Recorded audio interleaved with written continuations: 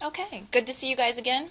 This video will go through how to make a conference poster, and in particular I'm going to be focusing on the elements that you need to make a poster using the studies that you did for psychological testing. So let's get started. So there are some general components that you'll need to include on this poster. You'll need to include the same components on a poster that you would include in a paper. You just need to be really judicious about the amount of information that you provide. You do need to start with an introduction, and in this paper your introduction is going to need to cover a couple important concepts. The first, of course, is what is your variable? What is the variable that you decided to study? How has it been defined in the literature by other people, and how did you operationally define it yourself? Are there competing definitions that you've run across in a literature search? And you'll also need to include any kinds of information about other types of tests that are already out there that measure it, and any information you have on problems that might exist with those tests. So in particular, are there issues related to applicability to certain populations, like a college student population, or are there issues with the psychometric properties at all? You'll end your introduction with the purpose of your current research, sort of an overarching general purpose of the current research. And you can kind of think of a study that, a sentence that sounds like this. The purpose of the current study was to design a reliable and valid measurement of your variable in a college student population. Okay? You're going to follow that up with the methods for study one. Because you did a two-step process here with two different groups of participants, you'll have a little bit different setup than you might have had in your research methods class. So study one will need a header of some sort to define what that study was, and I suggest something like item development. You want to begin the methods section before in study one, before you even start talking about participants. You want a brief paragraph or a brief a couple sentences, or maybe even some bullets, because it's a poster, that begins with a brief statement of the purpose of study one. So your purpose, of course, was to develop a new scale, to compile items, and then to figure out through a reliability and internal consistency analysis which items you should keep for the final draft of your scale and which ones you would need to get rid of. So then you're going to cover the methods of that study, and so this is where you're going to bring in the information about the participants from the first data that we analyzed. The number, you need information on the number, and the gender, and probably how many of them were BSc students versus students from college students who were not BSc. You'll want to discuss your materials here, so this would be, and your procedure, and you might want to put these under one heading for study one. So how did you develop, what was your procedure for developing the items, and how many items did you end up with? How did you score those items in terms of a Likert scale? What was the minimum number? What was the minimum score? What was the maximum score? This is the kind of information that would go here. And then finally, you'll want your results for study one. So you want to make sure, for sure, that you present the information on Cronbach's alpha before you made any adjustments, so at the beginning and then after, so what you ended up with, and include any information about items you deleted and why. Now, you don't need to give details on, we deleted this item, but more the number and the potential reasons why that might be. I would suggest at this point that you make a nice table, if you can, if it will fit in your poster nicely, that displays the items that you kept in your final survey. You don't need to have, it doesn't need to be as you would present it to a person in terms of having the scale available there, but just so that it's easy for viewers of the poster to say, okay, this is your scale, these are the items that were retained. If you can't fit it on your poster, then you do need to include it as a handout. Okay, you're then going to go into study two, which is the part of the study that you're analyzing right now, and I suggest a heading something like psychometric properties or validity and reliability of the name of your measure. So again, begin with a brief statement of the purpose of study two, which was to ignore this. That's wrong. The purpose of study two was to establish reliability and validity. State which types of reliability you tested, as in addition to the types of validity that you tested. And you're going to want to conclude that part with the specific hypotheses concerning the validity test that you did. Okay? Then you're going to get into your methods. So you'll need to do an overview of the participants, the number of participants, the gender makeup, etc. in this part of the study, and the materials and procedures. Now here, the materials are going to be a little bit more in depth. You have already covered the new scale that you've developed in your poster, but you do need to include information on any additional items that you used or any additional measures that you used, including citations of the validity tests and the procedure that you did an online survey that recruited students from Birmingham Southern College. Students were given partial course credit or in some cases extra credit for their participation. And then you want results again. I would suggest that you present your results very nicely graphically in a table or other visual media. Don't put it a lump in a paragraph. Use this as an opportunity to make your poster visually appealing. Okay, and then finally, just as in a paper, you need an overarching discussion section. This is your critical thinking section. Restate what your test was intended to do and evaluate whether you think it does it well or if it still has some problems.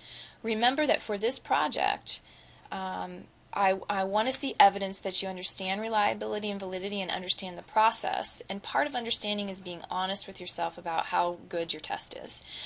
So be sure that you're giving a very critical and honest evaluation of your test. And that's what I'm going to be looking for. So I'll leave it at that. You want to discuss any limitations it has, discuss any future directions or future ideas about how you might increase the reliability and validity studies or the psychometric properties of your test. And that's what you're going to put in your discussion. Now, if you have any questions about any of this, I want to point your attention to Moodle, our page on Moodle. Here you can see, here's our Moodle page under the Assessment Development Project, that we have the paper and poster guidelines here. All of this information is outlined in this document, and some additional information as well, and I highly suggest that you use it in your preparation. Okay, so what about how you make a poster? Posters are made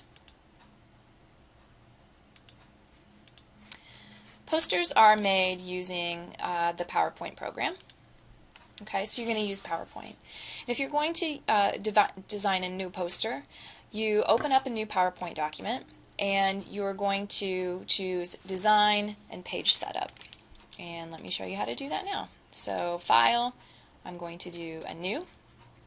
I want a blank presentation, and I go to Design and Page Setup all the way over here. And what this is going to allow me to do is it's going to allow me to make a custom size PowerPoint slide. So I want Custom in the slide size for, and then I'm going to switch the width and the height. In the typical if you go to a conference, they'll usually give you accepted dimensions for your posters. A typical accepted dimension is going to be a 56-inch width and a 36-inch height. Okay, and you do want it to be number slides from 1 is fine, and you want slide orientation landscape. Okay, so hit OK, and now you have the basis of a poster. You're going to we want to leave this blank. Don't be tempted to put some of these nice sort of slide designs on there, because you really want it to be clear and easy to read, and you want your graphs and other figures to really be what is eye-catching rather than any kind of busy background. You will want to, however, go to the Home and hit Layout and go to the blank under Layout. So that's Home, Layout, and then blank, and that'll give you a blank slate to work with. Okay. Once you've got that, it's basically just using the Insert tab to build your layout from scratch, using text boxes, inserting shapes. You can also insert tables, charts, and pictures at that point. We typically use shapes for headings, and you can make those shapes colors so that they provide a nice background for your headers. And then you would insert text boxes for adding any of your content in. Okay, so if I go back in, let me show you in our blank presentation how you do that. I'm going to the Insert tab at the top of PowerPoint, and let's start with a shape. So I'm going to insert a shape here, and I'm going to insert, let's say, I want this nice rounded rectangle for my header. So now I can custom put a shape in here. If I want to change the color of that, I can double click on it. It'll give me some shape fills and shape outlines and some effects that I can work with here. Okay, so that would be inserting a particular shape. Now if I want a text box, I'm going to hit insert again and use text box. Okay, you can make your text box, try to make it line up so that it's nice and pretty. Okay, and that'll give you a box that you can then actually type in your text. You can also, of course, in order to put a title on your header, you're going to need to insert a text box on top of that, type in your title, do some color adjustments. Okay, so obviously I don't want a black title on a blue background, so I'm going to switch it to white. Maybe I think that'll be nicer, and I'm going to change the size on it to better fit. Alright. And then, you can center it or do whatever you want with it at that point. Okay? So it's just a process of sort of slowly building up the content. Okay? Now you want to make sure in a poster that you provide adequate content, that it's thorough, but that it is visually appealing and not too cluttered. And that's part of the magic of building a poster. Often what you'll find is that when you first do your poster, you end up editing some things out of it that you'll need to include on a handout for the purposes of grading for the class. And that's totally fine. I do want you to use some kind of piece that's visually appealing. So not just entire columns of words, but some graphs, some tables of some kind, making sure though it's professional, that it's not kind of childish clip art or anything like that. You just want to make sure that it is professional. So let me show you some examples of some previous posters that students have done. And you can see here we have some nice bright colors, some graphs, a lot of information, and I'll just tell you that your poster might not have these same kinds of blocks of information that this particular poster has. You can see some important references down here. These are not all the references of the paper, but they're the important ones that are cited within the poster itself. And you're going to notice I said don't use clip art, but this actually was a part of the study materials, so that's why we did include it. Here is another example from a different study. You can see the same kind of layout. It gives you some nice visual appeal and brings you in. Okay, and this was a third kind. Okay, it's laid out a little bit differently, as you can see, where you've got your references here. And you're welcome to kind of play with that a little bit, just as long as it's kind of easy to read. Okay.